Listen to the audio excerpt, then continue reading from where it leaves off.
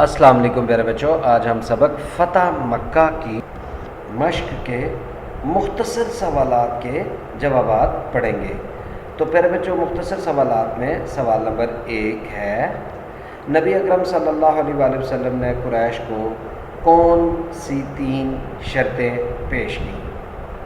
تو اس کا جواب ہے آپ کی اسلامیات کی کتاب کے صفحہ نمبر 28 پر اگر آپ دیکھیں تو سب سے آخری لائن میں یہاں پر جو ہے وہ یہ دیکھیں، یہاں پر لکھا ہے کہ نبی اکرم صلی اللہ علیہ وآلہ وسلم نے حضرت زمرہ رضی اللہ تعالیٰ عنہ کو قریش مکہ کی طرف بھیجا اور درج ذیل 3 شرطیں پیش کیں، ان میں سے کسی ایک کو اختیار کر لیں تاکہ اتمام حجت ہو جائے، یعنی ان میں سے کسی ایک کو بھی وہ کفار مکہ اختیار کر لیں تاکہ یہ بات پوری ہو جائے۔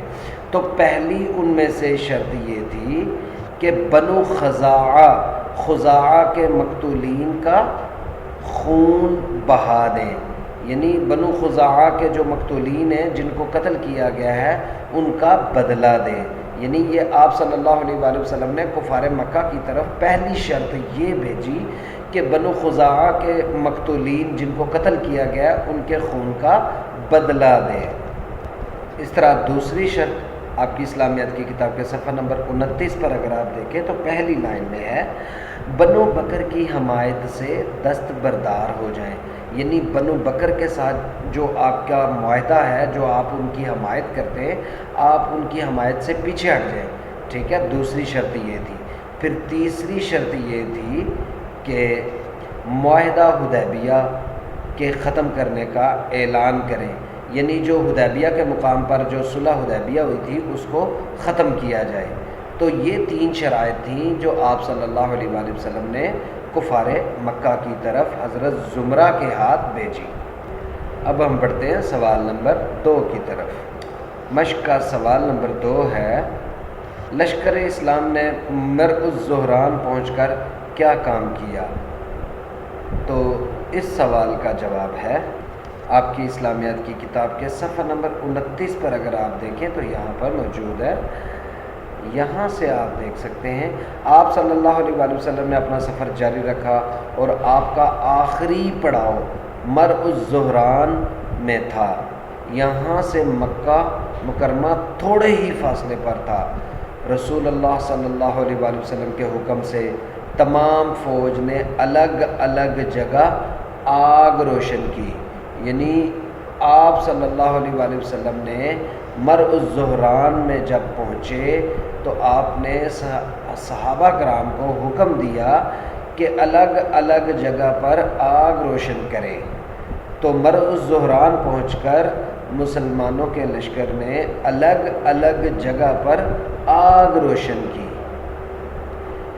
یہ ہے اس سوال کا جواب، اس کو اچھی طرح سے یاد کیجیے گا۔ اب ہم بڑھتے ہیں اگلے سوال کی طرف۔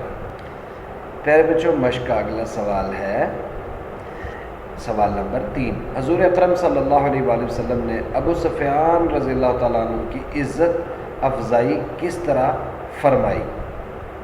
تو اس کا جواب ہے آپ کی اسلامیات کی کتاب کے صفحہ نمبر 30 پر، یہاں سے لے کر یہاں تک آپ صلی اللہ علیہ وآلہ وسلم نے ابو سفیان کو عزت دی اور فرمایا کہ جو کوئی بھی ابو سفیان کے گھر میں پناہ لے گا اسے امان ہے، یعنی وہ محفوظ ہے، ٹھیک ہے۔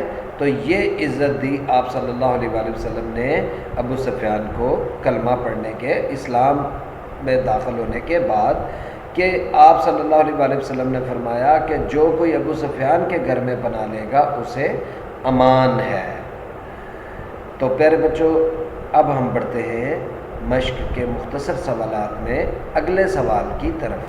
پیارے بچوں، مشق کا اگلا سوال ہے، حضور اکرم صلی اللہ علیہ وآلہ وسلم بتوں کو ٹھوکر مارتے جاتے ہوئے کیا فرماتے جاتے تھے؟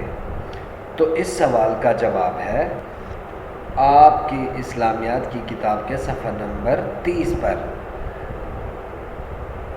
آپ صلی اللہ علیہ وآلہ وسلم بتوں کو ٹھوکر مارتے جاتے تھے اور کہتے جاتے تھے، حق آ گیا اور باطل مٹ گیا، بے شک باطل مٹنے ہی والا تھا۔ یہ آپ صلی اللہ علیہ وآلہ وسلم کے الفاظ تھے۔ بسم اللہ الرحمن الرحیم۔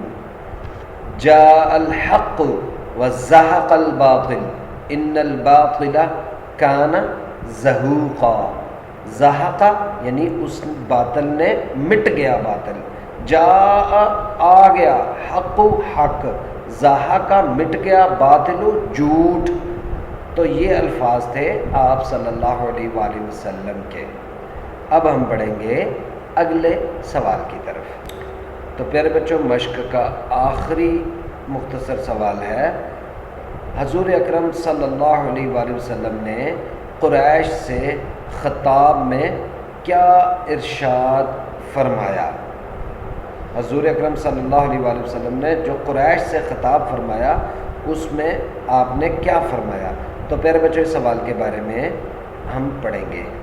بچوں، آپ کی اسلامیات کی کتاب کے صفحہ نمبر 30 پر آخری لائن میں اگر آپ دیکھیں تو یہاں پر قریش سے آپ صلی اللہ علیہ وآلہ وسلم نے فرمایا، تو میں تم سے وہی بات کہہ رہا ہوں جو حضرت یوسف علیہ السلام نے اپنے بھائیوں سے کہی تھی، آج تم پر کوئی سرزنش نہیں، جاؤ تم سب آزاد ہو۔ سرزنش یعنی تم پر کوئی تکلیف نہیں، کوئی تمہیں ڈانٹ نہیں، کوئی تمہیں سزا نہیں، یعنی جو تم نے کیا اسے معاف کیا، تمہیں کوئی سزا نہیں ہے، ٹھیک ہے؟ تو یہ آپ صلی اللہ علیہ وآلہ وسلم نے قریش سے مخاطب ہو کر یہ الفاظ تھے جو آپ نے فرمائے۔ تو پیارے بچوں، یہاں تک اس سوال کو آپ یاد کیجئے گا، اور جو تمام سوالات آپ کو بتائے گئے ہیں ان سب کو آپ اچھی طرح سے یاد کیجئے گا، اور جو سوالات آپ سے پوچھے جائیں گے ان کے مناسب جواب منتخب کیجئے گا۔